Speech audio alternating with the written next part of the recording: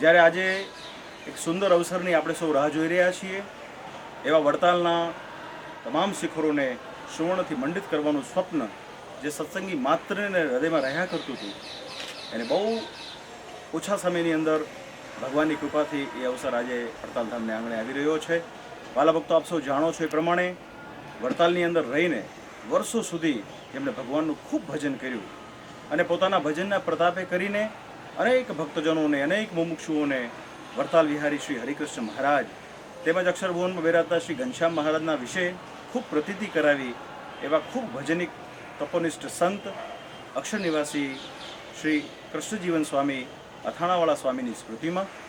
એમના સંત મંડળ દ્વારા વિશેષપણે પુરાણી સ્વામી શ્રી વિષ્ણુપ્રકાશદાસજી સ્વામી તેમજ તેમના નવયુવાન શિષ્ય વિદ્વાન શાસ્ત્રી સ્વામી શ્રી હરિપ્રકાશ સ્વામી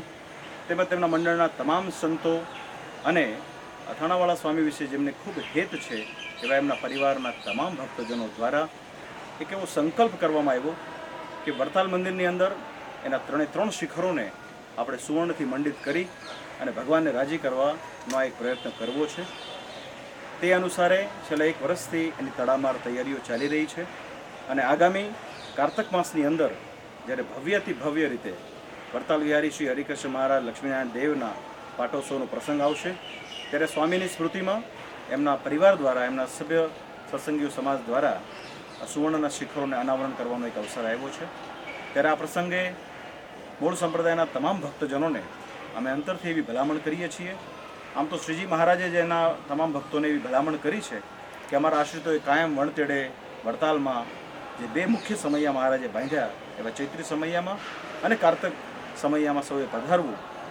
મહારાજની એ જ ઉક્તિને અનુસંધાનમાં રાખીને અમે આપ સૌ ભક્તોને પણ ભલામણ કરીએ છીએ કે આગામી કારતક માસમાં જ્યારે આપણે સૌ ભેગા મળીને આપણા સુવર્ણના શિખરોનું અનાવરણના પ્રસંગે જશું, ત્યારે આપ સૌ પોતાના પરિવાર સાથે અવશ્ય પધારી અને ભગવાનનો રાજીપો પ્રાપ્ત કરજો.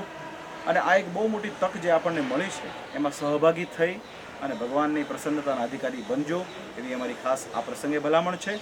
અને આજે જ્યારે આ અવસર અમને પણ મળ્યો, અમે પણ આ સુવર્ણ શિખરની અંદર એક પ્રક્રિયામાં ભાગ લઈને અમે પણ આજે અમારી જાતને ખૂબ ધન્યભાગી માનીએ છીએ, ખૂબ ભાગ્યશાળી માનીએ છીએ.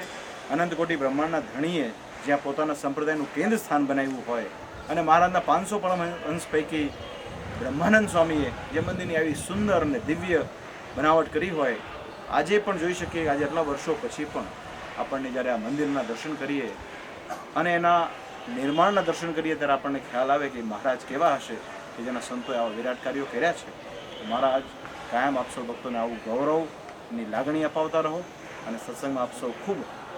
સર્વ પ્રકારે સેવા કરીને ભગવાનના રાજીપાના અધિકારી બનતા રહો એવી મહારાજને પ્રાર્થના છે. અને વહેલામાં વહેલી તકે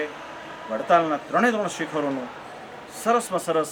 અનાવરણ વિધિ થાય. સમગ્ર વિશ્વમાં વડતાલવાસી શ્રી લક્ષ્મીનારાયણ દેવ ગાદી સંસ્થાન તેમજ વડતાલ મંદિરનો જય જયકાર થાય એવી આજે અંતરથી હરિકૃષ્ણ મહારાજના ચરણોમાં પ્રાર્થના સૌને અંતરથી અમારા ભાવથી જય સ્વામિનારાયણ.